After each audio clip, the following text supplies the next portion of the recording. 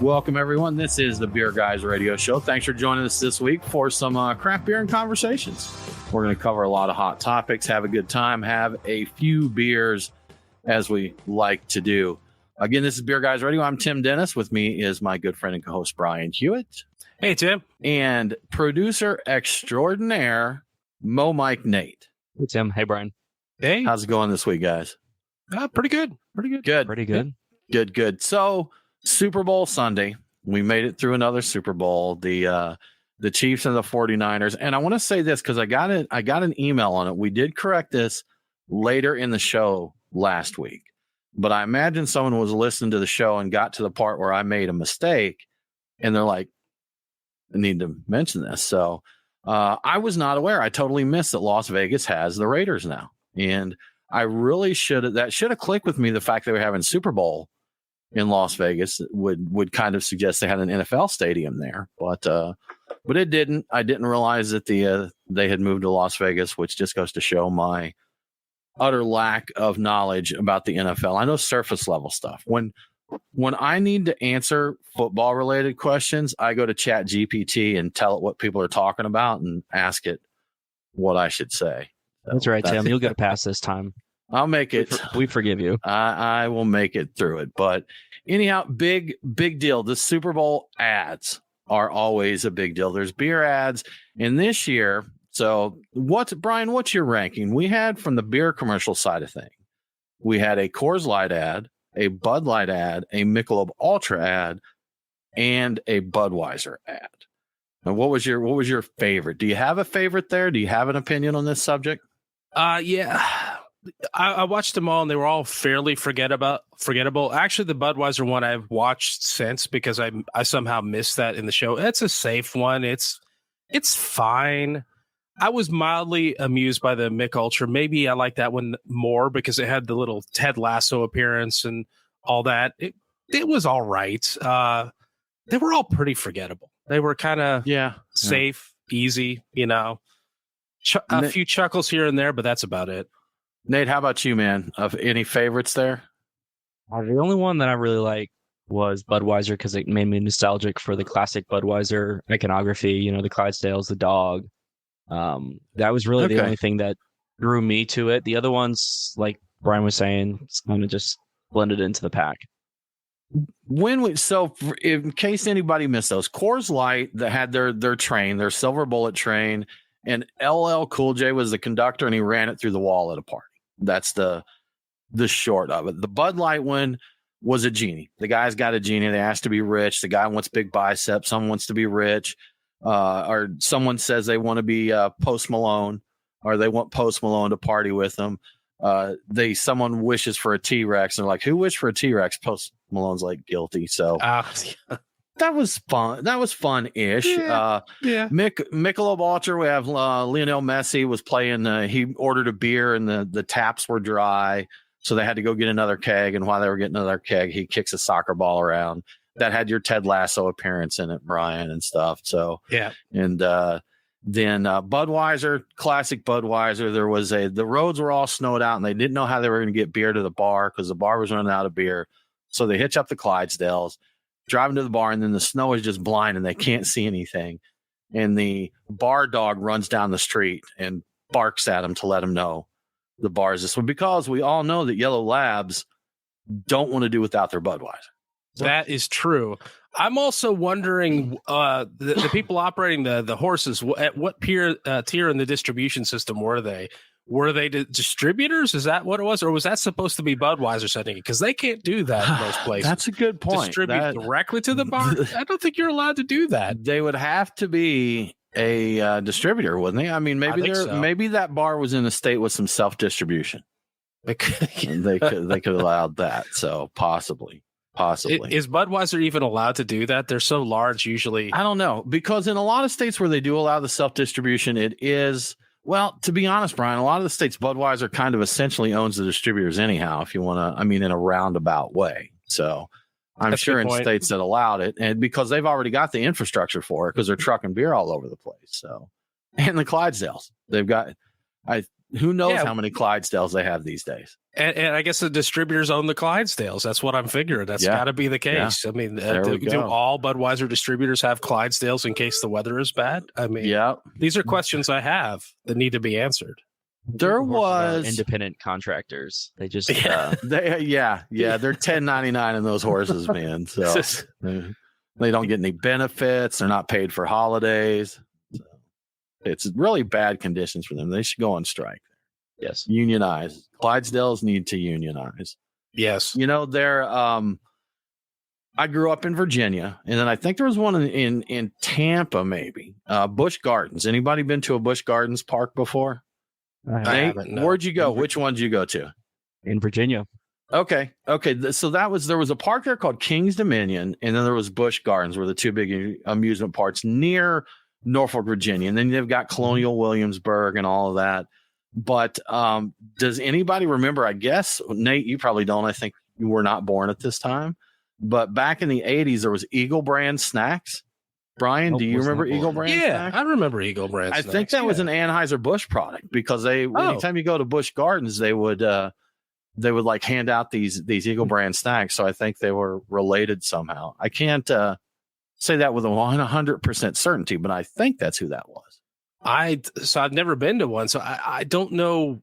I know the name, and I'm sure I've had them, so I have no idea where I would have gotten them from. But yeah, Brian, Busch Gardens has Clydesdales.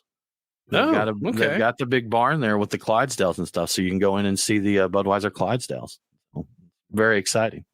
Okay. And roller coasters, but they don't let the Clydesdales on the roller coasters. I would go if it was just Clydesdales on a roller coaster. That would be pretty sweet. I would like to ride a Clydesdale on the roller coaster, so I get in on the horse, and then the roller coaster does its thing. You can do that on the log ride, but not on the roller coasters. Oh, okay. All right. Yeah. Well, that's the thing you could. Okay. That seems reasonable. Yeah, you can ride a Clydesdale through the log ride. Okay. All right. Well, that's fine. It's a good time. But yeah, Brian, speaking of these, so commercial wise, the biggest beer seller on Super Bowl Sunday was Michelob Ultra. So I guess people were trying to keep those calories tight so they could eat more wings and pizza and such. Yeah. They their draft sales were up 0.7% from last year, which is, I guess, significant these days with sales.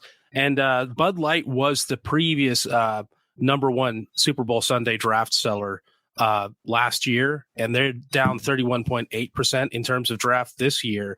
They're also the official beer of the NFL. So, people, I don't know if it's a health thing or if people are still mad at Bud Light over, things that have gone by. I don't know what it is, but 31.8% is a lot to be down. So there's a little bit of a grudge there. And it's interesting. Well, they didn't all go to Michelob Ultra because Michelob Ultra is only up 0.7%. So I guess enough of them did. So it knocked Bud Light off the top spot. Spread it out there, huh? You know what we're going to have to look for, Brian? I'm sure the info's out there and we probably just didn't see it yet. I want to see how NA beer did for Super Bowl Sunday, because I feel like each year it's a little more popular. And I know it was up in dry January that it did well. It always trends up a little bit more each year in January, but I'm curious how many people carried that over into their Super Bowl Sunday festivities. I considered picking up some non-alcoholic beer to mix in with my beer for Super Bowl Sunday. And I saw a list when I was looking up the news where they had recommendations of beer. And one of the recommendations was Heineken Zero. So there was actually an NA recommendation in, I want to say it was like a Punch or whatever, one of the bigger named periodicals or internet news sources, I guess, where they get their list. And I'm like, oh, they're recommending non-alcoholic beer. So I'm like, that's noteworthy. I don't know if they've done that in the past. They may have, but it's probably a recent thing. So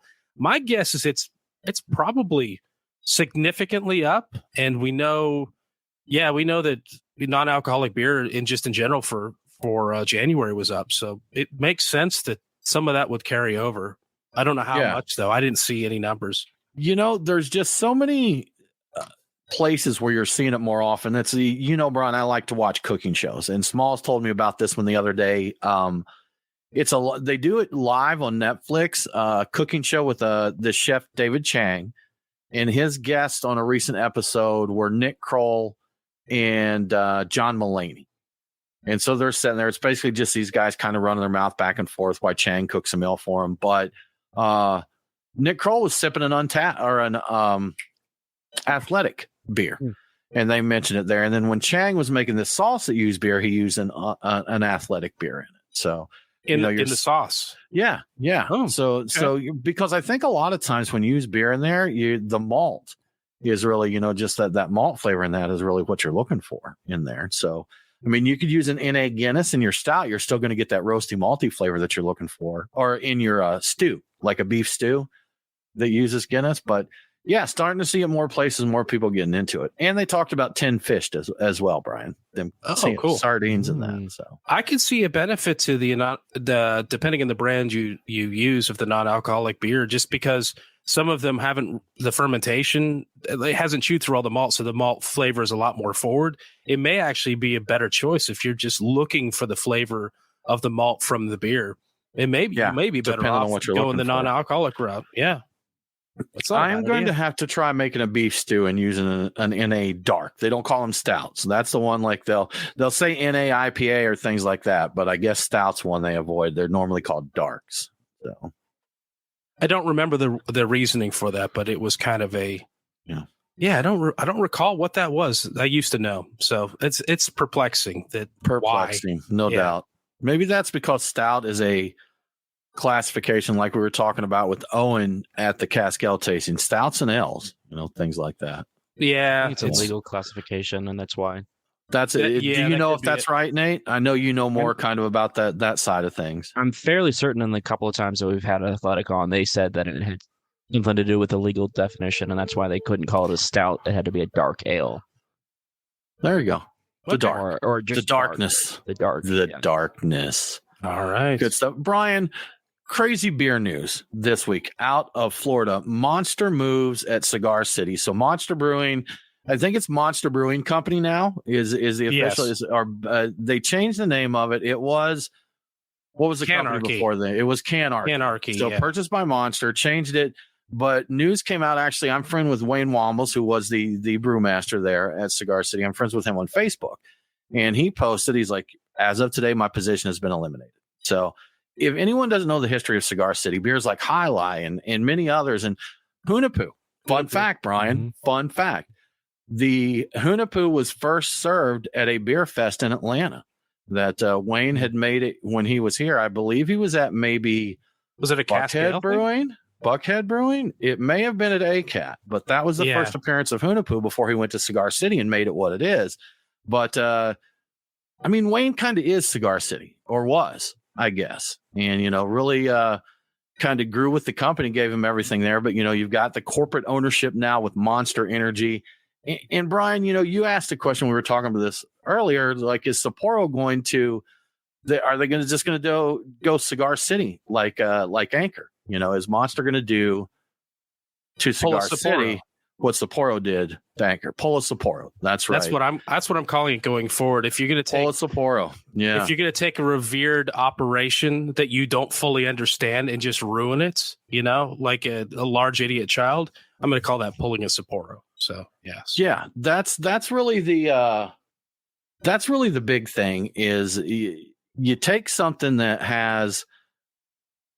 Monster doesn't have the soul, and big beer in general is going to be hard to have the soul. We talk about the nostalgia for old Budweiser and that, and maybe back 40, 50 years ago, it did have that. I've talked about my first memory of drinking a beer was with my uncle, an 8-ounce shorty can of Bud, Bud Heavy, fishing on the Chesapeake Bay. Good memories there. But that is the time when Budweiser, that was America's beer at the time. But, when you've got your Monsters and your Sapporos and all these companies buying into these breweries, they're simply business transactions. I mean, I think we know that. So, and, they will do what they have to do, what they feel is best for their business, based on balance sheets and all this stuff, so it's crazy. I just find it strange that it's not so much. It's not just that they laid him off, let go of him.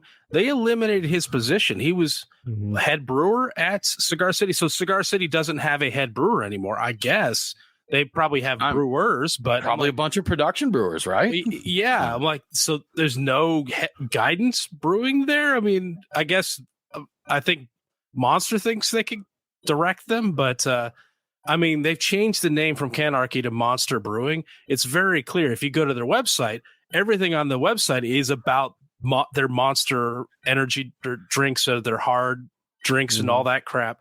Like, it's clear what their focus is. So yeah, that's why, I'm like, are they going to pull a Sapporo here? Because they don't know what they've got. They bought it. They may need the capacity it has, or they thought they needed it, or maybe they thought they needed some. I could see them just wrecking it. Like, they suck all the stuff out of it they need, absorb it into Monster, and then just toss it out, man. Yeah, toss just dump it. Yeah. Maybe they produce, High Lie next to where they produce whatever their alcoholic beverages are, out of that same facility, and it's no longer anything other than just a mass produced beer. So is that a pro or a con? Let me ask you that. So if a brand can be kept alive, a brand that you love can be kept alive because it can be brewed other places, and they shut down that brewery, is it a pro or a con that it can continue to live on? Assuming that the brewery was going to be shut down one way or the other, the fact that they can keep the beer alive is definitely a pro. If they can keep it alive in some crippled form, that's not as pro a thing anymore. And if it's a greatly diminished thing, or if it was completely optional, then no, I don't see it as a good thing. Yeah, it's better that it's there than it's not, but only if it's reasonably close to being as good as what it was. If it's just a sad thing, it's gonna end up dying anyway. Like if they produce it somewhere else and it's just kind of half-assed, like it's not going to survive. Probably it might. Maybe the name would be enough to keep it going. I don't know. Yeah. What are your thoughts there, Nate? I think some brewery owners, that have sold out in the past, we've seen them where they just leave the brand and they're like, all right, that's something I built. That was my baby. It's not my baby anymore. I got my money and I'm moving on. I'd be curious to know what Wayne's opinion is after the sale, whether he was satisfied with the sale and it sounded like he wasn't quite ready to move on because the tone of the post saying, well, my position got axed. I think if a brewery gets bought out and the new person comes in and bastardize it, and you're left with just like one brand, like I'm leaning with Brian. I'd rather just not have it at all, because whenever we talk about Cigar City, we're not just talking about Highlight. We're talking about the Maduro Brown. We're talking about Vinapoo. We're talking about all these other brands that we know and love from this brewery, and just to have one or two left over and maybe taste the same, I'd rather fondly remember them than drink mediocre stuff. I remember them. I remember when Cigar City slammed the garage doors in my face at Hooters. That's true. I've forgotten about that. Yeah. So here's the thing, man. I'm probably putting way more thought into this than I need to, but I do feel attached to the brands that I love, and to be perfectly honest, most of those are Georgia beers, just because I know the people brewing these beers. We've got a few friends in Asheville and Denver and other places, Fort Worth, Texas, and all that, where I do have attachment to those beer. I feel something more than just this is a good beer. I'm drinking a Lagunitas Willetized right now. Delicious beer. Yeah. I have no emotional attachment to that beer. If whoever made that beer, if it was a good beer, I would drink that beer. It's if it came out and I saw it. An example we've used quite a few times on here is Terrapin Brewery. Terrapin sold to Miller. They're owned by it now. My friends still brew those beers. My friends in the Athens brewery sell those beers. We know Spike, the owner, one of the original founders of that. We know Spike. Our buddies up at Terrapin ATL Brew Lab at Truist Park are brewing beers that they care about, they love. I care about what those guys do. If Miller was to shut down the Terrapin breweries and they kept Wake and Bake and Rye Pale Ale alive, they would not be the same beers to me anymore.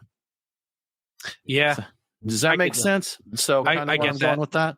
Yeah. So that's just kind of the thing there. It's like, it's just not quite the same, man. Not quite the same. But, you know, there's going to be a lot of other people that, for example, with the Sapporo and Anchor thing, if something happened where Anchor Steam beer was still out there will be a lot of people that are happy just because they can still get Anchor Steam. There will also be a lot of people that if it's just brewed by somebody who's using the name and the recipe, it just won't have the same meaning for them. So could go either way there. But it would be really hard to take over the mantle for that. And I did look. This is the first time in like 3 weeks we haven't had some minor update about Anchor. Nothing yet, huh? Okay. We're supposed to know something about who's buying it. We don't know anything. So I guess there must be some weird behind the scenes negotiating happening or something like that. There's just nothing out there. So yeah. Okay. A little callback to earlier in the show. One of our listeners dropped in the chat here. Thanks, Bob L. Eagle Snacks. Anheuser-Busch introduced them in 1979. So that was it. I don't know how long they stayed around though, because I remember pretzels, and if I remember right, I think it was shaped like the A in Anheuser-Busch. I think it sounds so familiar, and I just don't know Nate, where. Will you Google Eagle Brand Snacks pretzels and let me know if I'm remembering these pretzels from 40 years ago properly? I bet there's a pack of them for sale on eBay because that's just kind of the way. Oh, probably the way things go. But yeah, man, crazy stuff going. You know, we've seen it. There's just a ton of it this year, just one after the other. The latest being Wayne being released from Cigar City, you know. So you're right. The pretzels in the shape of the A and the crackers that were in the shape of the A. How about it, man? Good cheddar stuff. And bacon crackers, pretzels, honey roast peanuts. Okay. Yep. There. That's a pretty good memory for a kid who was like 7 years old and ate them 40 plus. I'll just say plus. I don't want to throw the real number out there, but 40 plus years ago. So many decades ago. Many decades ago, before riding to Clydesdale down the log ride. So that's right. It was a good time. Brian, moving right along, taxes, man. It's that time of the year, not just for us breweries and everything, but the Beer Institute releases 2023's estimated beer taxes. What are they telling us? Yeah. So to set the scene, the domestic tax paid in the U.S. in 2022 was 162 million and change, and the domestic tax estimated to be paid in 2023 is 151.5 million. So it's down about $10.6 million, or about 6.5% between over in the past year from what it was. So the suggestion from the data is that it reflects just a decline in the amount of beer that's been produced, not a decline in the tax rates for the beers. In fact, everything I've read about taxes lately with beer has always been about pushing it up. Like we had that story in Oregon where they're trying to take it from like 8 cents a gallon to like $3 a gallon or something like that. Some like just crazy 1,000 or 3,000% increase. So revenue's down. Got to raise those tax rates, man. So got to make up for that lost beer production. That's what they're figuring. And so that's where that's at. We're down. That's just more of what we know, just from a different perspective. But the price of beer has gone up, so technically everything I've seen is the actual dollar sales are still slightly up, even with the volume going down. Yeah, I don't know how I'm going to say, man. With all the bad news that we get in craft beer, give me some good news, even if it's just a small sliver that we're grabbing at straws here. What do you got? Oh yeah, so craft beer is actually slightly outpacing total beer in sales in the start of 2024. Both craft and total beer are down, as we know. Craft dollar sales were down by 1.4%, while total beer is down by 1.5%. So craft is a little bit ahead. Okay. And in terms of volume, it's craft is down 2.6 and total beer is down 2.7. Craft's lead is greater in the convenience channel, though it is still slightly down. So it's 0.3% down. But so craft is really like making up some of the difference, or making up a bigger difference there. And obviously the 19.2 ounce stovepipe cans of Voodoo Ranger are helping out a lot. So craft is really getting those are like pontoons for craft beer. Basically everybody climb on the stovepipes and stay afloat. I think that's what's going on with the industry right now. Float on your stovepipes. More stovepipes, man. That's how you stay afloat. Give us some of those stovepipes and throw them in the nearest convenience store, and people like me will go drink them every Friday. Now, when you're talking slightly, man, you can't get much more slightly than that. than like a tenth of a percentage. A tenth of a percent. Yeah. You know, again, with all the negative news, take the tenth of a percent that you can get and be happy about it there. So it's a good thing, man. And Absolutely. Again, stovepipes, we're seeing more and more. Our friend of the show, Tyler, one of our Patreon supporters, he shared a picture earlier this week. He grabbed him a nice stovepipe at the convenience store there. So maybe that's it. Maybe that's a new channel, Brian, to introduce people to craft. They go in, they see a few stovepipes there, they grab one, and they're like, "Hey, this is nice." You know, maybe instead of that double deuce of Bud Light, do they still do those? That's before craft beer did 22s, before they were popular in craft beer, the double deuce of the macros was a thing. Yeah. So if you were having a light night and you didn't want to quite go for a quarter of 40, you could get you double deuce. And that makes me think of something, because a lot of the 40-ounce bottles used to be staples at your convenience stores, especially gas station ones. I go into them and I very rarely see the 32-ounce or the 40-ounce bottles or even 22s, but I'll see 22-ounce cans. I've seen the tall boys that are extra thick that are like 22, 24 ounces. I've seen those. I think Yingling does one. In fact, like it's a 24-ounce can. It's big.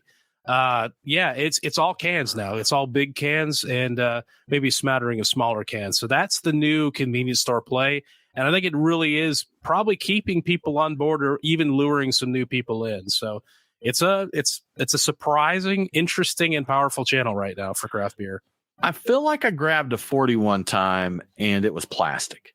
Like in a plastic bottle, and that just didn't feel right. It just did not feel right. That's uncommon. Right. I didn't care for that. But guys, our beers of the week, we've got some good stuff. You know what? I've already kind of given away what my beer of the week is. I'm currently sipping a Lagunitas Willetize, which is a coffee stout aged in rye oak barrels. Willet rye oak barrels there, and 12.4%. Brian, I got to say on this one, you get all the notes in this one. You get the roastiness, you get the coffee, you get the spirit flavor in there. Well balanced. Really well done beer. So, and this, I forget who it was, Brian, but this one was shared with us from one of our followers. Someone on Twitter saw you mentioned, or you saw they were drinking and said, "Man, I love that beer. Would have to get some." And he hooked us up. He was nice enough to hook us up. So very thank cool you for that. So indeed, we do appreciate that. We've also got Brian's on a little pre-gaming today with Noda Hop 2.0 Mango.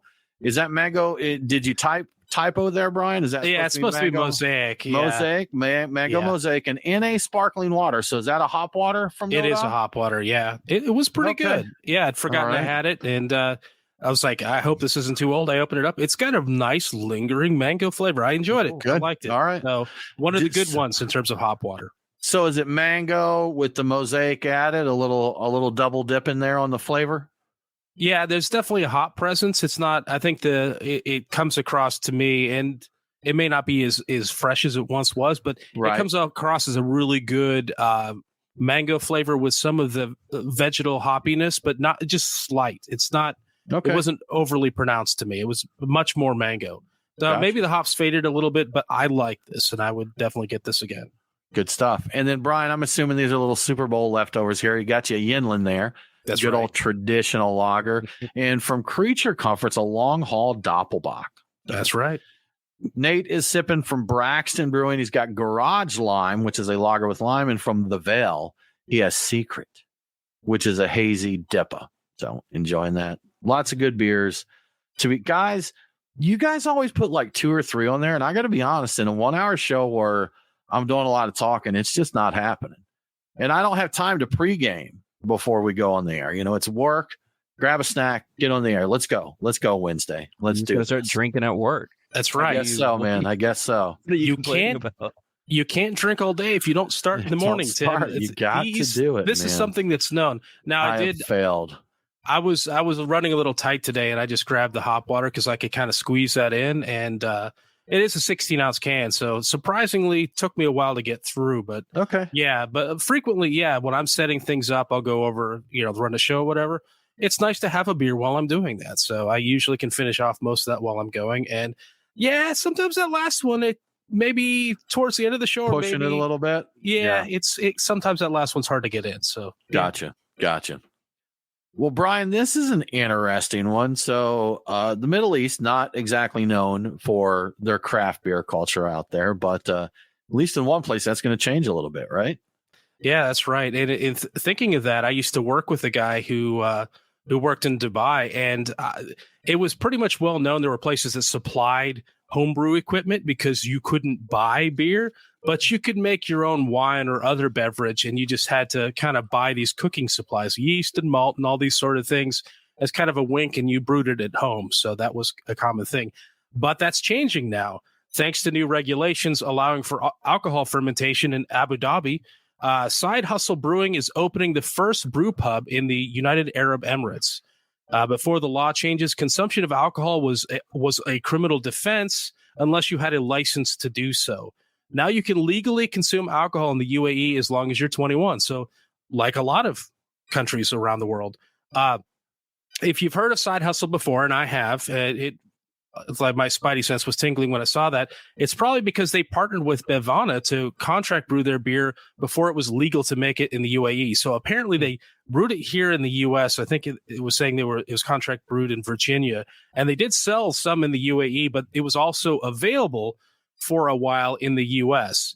That does not appear to be the case anymore. I looked around and they don't seem to be sold here anymore. But yeah, they're going to be opening up. They're partnered with a restaurant, so it's going to be a proper brew pub, and they'll serve their beer. And I think they've just started brewing it on site. So we'll see how long this lasts. It'll be interesting.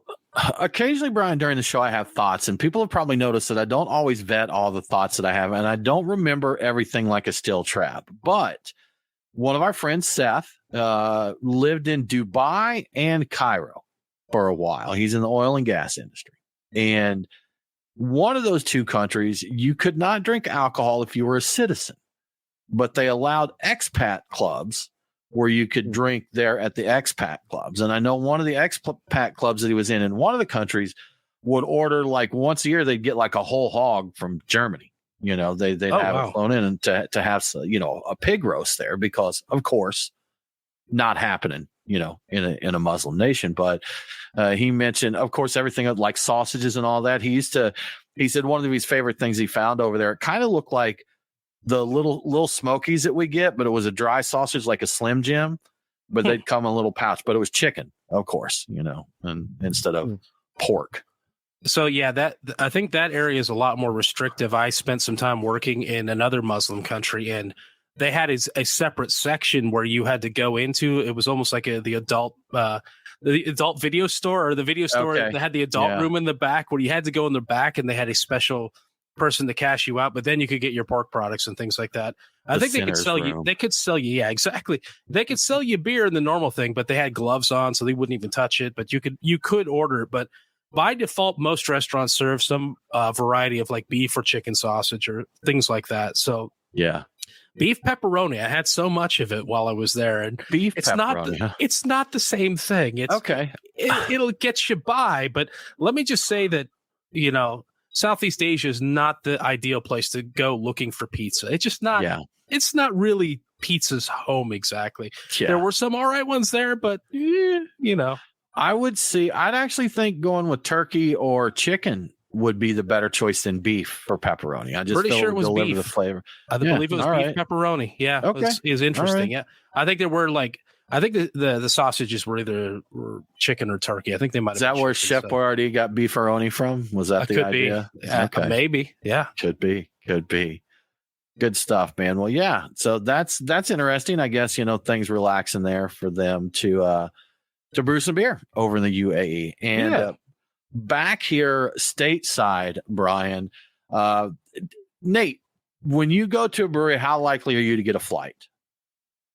I'm actually pretty likely to get a flight. Okay. Well, then you're part of the problem, Nate. I think what we're going to find out here.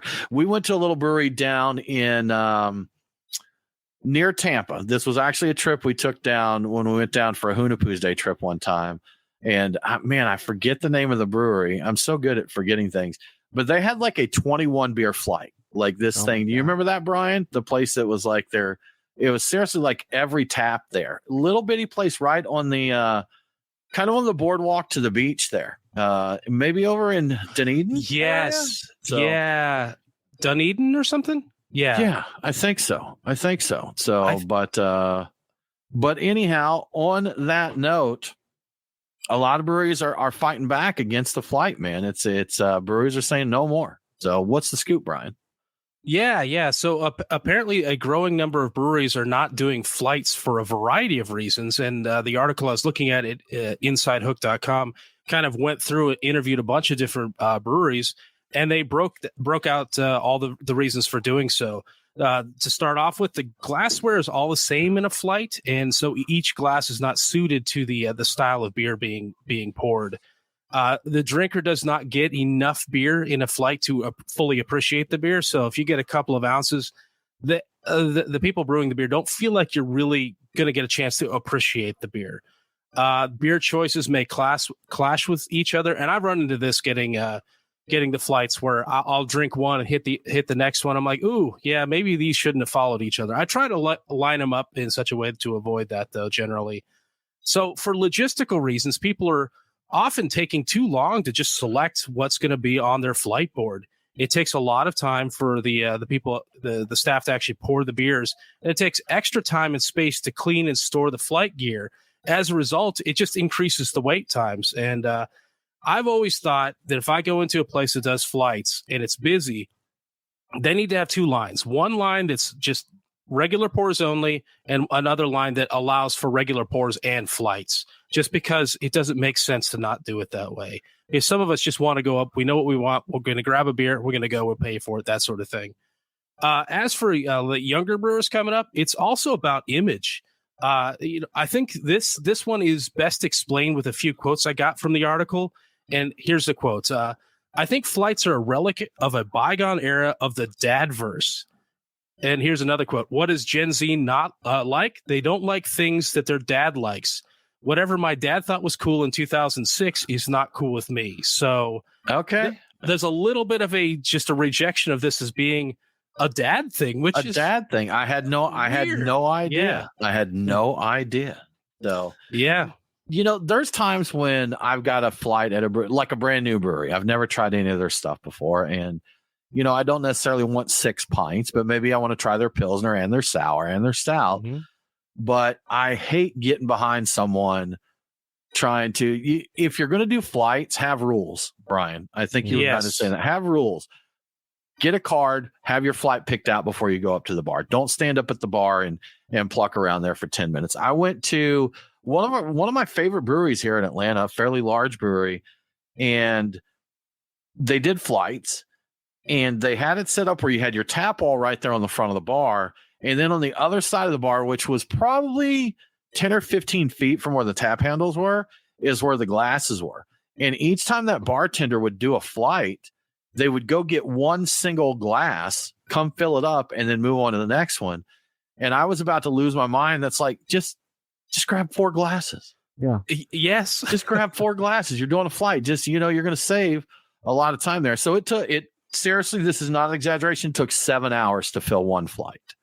So when I was there in line, and it's worse if, like that, in that particular case, perhaps the person was indulging in something to take the edge off, to relax them a bit. So that could have been. They were like, "Oh man, yeah, I'll get your flight." It's like, that's cool, man. I love flights, man. That's great. You charge them for your time, like that's a great. That's right. I'm going to send an invoice there. Oh gosh, man, gosh. They are getting paid by the hour, not by the flight. How many beers they serve? That's a good point. Him getting paid back by the hour. I'm not. Oh, I'm no, not. Nate, I literally figuratively died while I was there. Literally and figuratively. Rip in peace, Taylor. Yes. I'm so sorry. Thanks, man. Thanks. I think it is interesting to see things, and I guess that's part of being part of the dad generation or an older dude or whatever, is you don't realize some things are daddy. That sounded weird. I didn't mean that the way it's. So many things are daddy. Let's say dad-ish. My shoes. I think I shared this revelation with you guys not long ago. I have this style of shoes that I absolutely love. And I saw a guy on Instagram that was talking about one of his favorite things to do is to find these Fastanisha Instagram influencers. and then paste ugly shoes and repost their picture. And I think if I remember right, he blows the shoes up. He makes them like half as big as they're supposed to be. So not only are they ugly shoes, but they're ridiculously sized. And he's scrolling through a few of the pictures. You know, like, kid you not, one was the exact shoes that I love. And I was like, oh man, I had no idea at all. So I think this is, the big interesting thing to me about this is it's kind of a rejection of the hipsterism that kind of grew with craft beer. Like, there was such a thing. And I remember, you know, the handlebar mustaches and the leather smocks and all that. And that's now a dad thing. So I remember being crotchety when that was coming up, thinking, oh, the hipsters, they're going to ruin this. And they actually propelled everything forward, and it became synonymous with craft beer. And now they're old people. They're all, the hipsters are old now. They've been around long enough. They're actually part of the elderly group. That's you know, the breweries with uncomfortable wooden high top benches and Edison light bulbs all over the place. Yeah. So that's dads. Those are dad beers. Untapped checking in. I saw another article or saw something, a news item about the way some kids keep in touch with their dad is by messaging them through Untapped, because through Untapped, I did see that. The only social media they use. It's such a dad thing. And I'm like, wait a minute, how is this a dad thing? But you know what? Those people had to, those guys that were, you know, doing that had kids. They were, you know, in their early 20s when Untapped came out in, what was that, 2009, 2010? It's been around a while now, hasn't it? It's been 13 years. They'll have teenage kids now, probably. Yeah. Gosh, crazy. I tell you, man, it's just amazing to me, you know, some of the stuff that you just kind of don't realize it there. So for one of our younger listeners, if we have any of those, maybe we got all the dads listen to our show. What is cool now in craft beer? What's cool for what makes a brewery cool? And you know what, Brian, that could be part of the thing with craft beer is you've got all the people that were part of that dad versus generation are the ones starting the breweries. So, you know, that's like when you go into your grandmother's house and you think that you're like, oh, this is an old person's house. It smells and looks like an old person's house. Well, they decorated that thing 50 years ago, man. Yeah. So to them, you know, it's gorgeous and comfortable and all that stuff, you know. Mm-hmm. So my house is probably that way. I mean, my shoes are, so no doubt my house has got some stuff that is not the coolest now.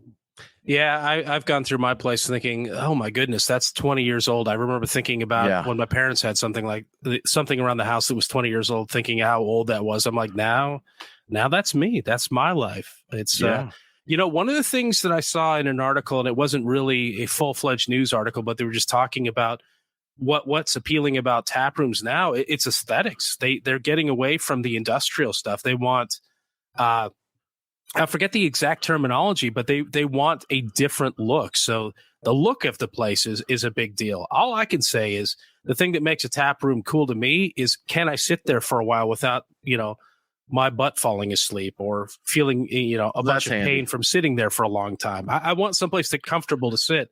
Can I hear my friend that is sitting across the table from me? These are the important things. So becoming more and more important, Nate. I'm seeing more and more breweries that are talking about that. Pinball a dad thing, or is that a new cool thing? I don't know with pinball if that's a dad thing, because I can tell you this from going around and going to the arcades and going to the breweries that do pinball and that. It is the dad crowd that's going to that. You know, Brian and I went out last weekend to a new arcade that opened up. For those that are pinball heads, Stern just released the Jaws pinball machine, so everybody's looking to play that one.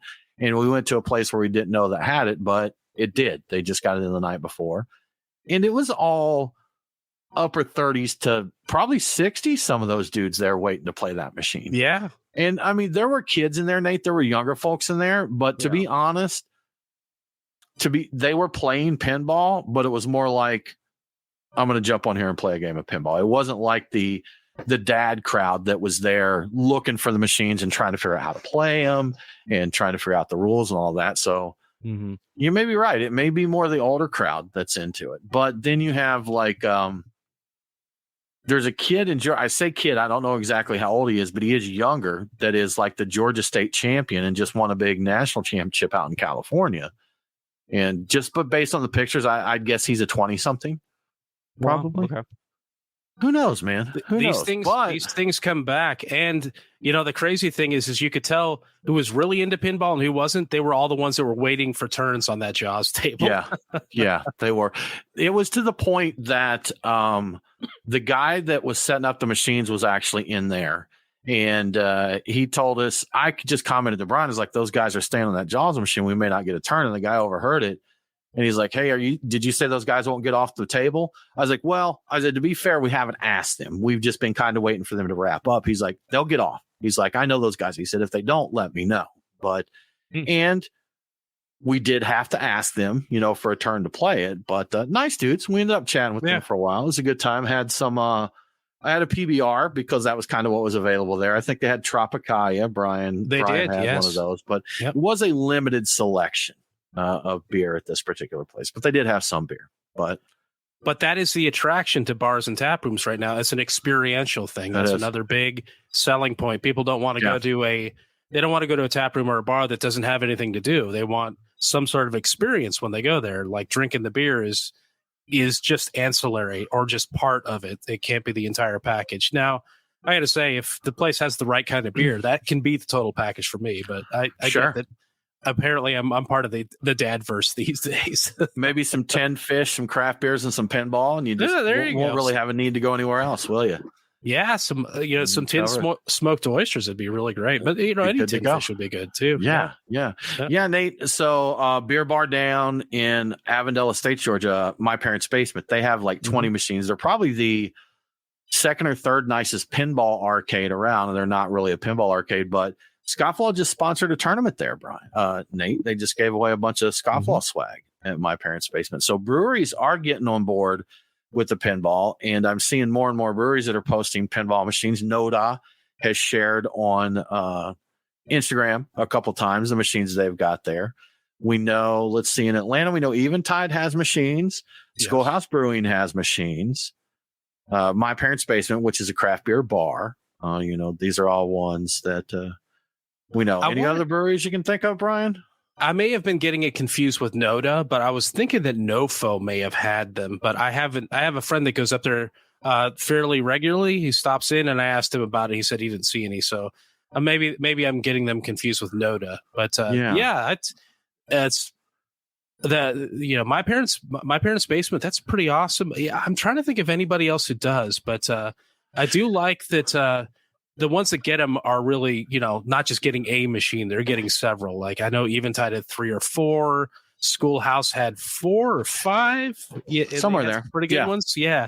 And that's what you need. I mean, having one's good, but you need a few. So you got enough for people to move around and, try a few out. Check it out. Yeah. Maybe we can talk to our friends at Terrapin Brewery Atlanta about getting a machine in there, and the Fox brothers. They could take that sidebar room and turn that into a little arcade there. And I think they could probably get half a dozen machines there. Because you know what, Brian? They do like to experiment and see what works there. So maybe pinball machines could be the next thing. And while you're there, you can try some of their experimental beers, Brian. Like, for example, they've got their Farm System series, which is American IPAs that they rotate through different hops. And they're on tap right now. They have experimental hop number 472 called Farm System 472. And that brings citrus, woody aromatic, and check this out, cream caramel notes to the beer. So I'm interested and skeptical of a beer with cream caramel notes in it. But again, you can go try it out, go see what's up with that. And they also have Farm System Vista, which brings sweet fruit, herbal, and citrus notes. And to me, that sounds like my jam. I don't know about a beer with woody aromatic and cream caramel notes, but it does make me curious to give it a try there. So, and even if they don't have pinball right now, they're going to have good barbecue to go along with these beers from the Fox Brothers barbecue there. So get something, check it out. Cool place, good people. As we were talking about earlier, these are our friends brewing these beers, and they care a lot about what they put on tap there. They're trying fun stuff. They're trying new stuff. Sometimes, Brian, they're kind of like the farm system, the minor leagues there. If they do a beer that really takes off, they'll get called up to the big leagues, man. They'll take it to Athens and put it into distribution. But if you want to try the new stuff before it becomes the big new stuff, check out Terrapin Brewery Atlanta and let them know that the beer guy sent you. Cool. And so in honor of Valentine's Day, which happened this week, I'm going to give you my love-themed truck and tap beer picks for the week. So starting at Woodstock, the choice is clear here. I'm going for the Allagash Heart of Hearts Fooder Aged Sour on Raspberries. But there's a good chance I will follow that up with Creature Comforts Hop Agenda Anchovy IPA, not because Anchovy IPA has anything to do with love, but I'm looking forward to trying out those new anchovy hops, and I'm amused by the name also. The name, sure. Yeah, that's why it stands out to me. But at the Alpharetta location, I'm going to go with Six Bridges Tableside Flambe, which is a Banana Foster's Imperial Brown Ale, and it kind of sounds like the dessert you would order at a dessert on a Valentine's Day date. Over at Duluth, my pick is going to be Wild Leap's Side Bay IPA El Dorado, because there's nothing wrong with loving hops, even if they've got to be your side bay. Over at Duluth, my pick is Wild. Sorry, I went to the wrong thing. So he doesn't know what he wants. Yeah, I got distracted. I had my notes, and I was going to go back to Duluth for another side bay. So we'll do that. We'll get two side bays because there's nothing wrong with loving hops.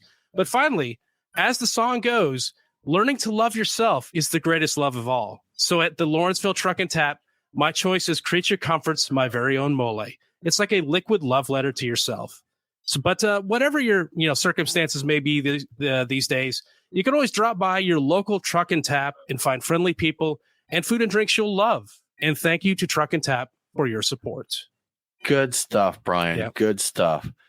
Guys, so your beers of the week, I've rambled on about my Willettai Stout here. Love it. Just a delicious stout. It's been a minute since I've had a good barrel-aged stout. So this is nice. Again, I mentioned to you guys, I'm trying to watch my health. The doctor told me to, watch my sodium, do this and that. So I've been eating vegetarian dishes, guys, if you can believe it. So I've been doing that, watching my salt. So beers like this, I haven't been hitting too much. But I figure if I do one every couple of weeks, it's not going to kill me. And it sure does taste good. So I've really enjoyed it. Nate, what was your winner today? Honestly, my winner today was this Braxton Garage Beer Lime. It was a really nice, easy drinking beer. Got it on a whim when I went up to Cincinnati end of last year. And it's just a crushable, light 4%, light lager with lime in it.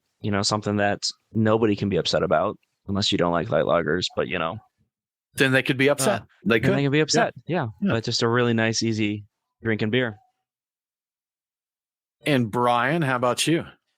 Well, I haven't gotten into that Doppelbock yet. I just now finished the Yingling, and I got to say, I love a good Yingling. It's not as good as Bowling Alley Yingling. I still have yet to find a Yingling that compares to that.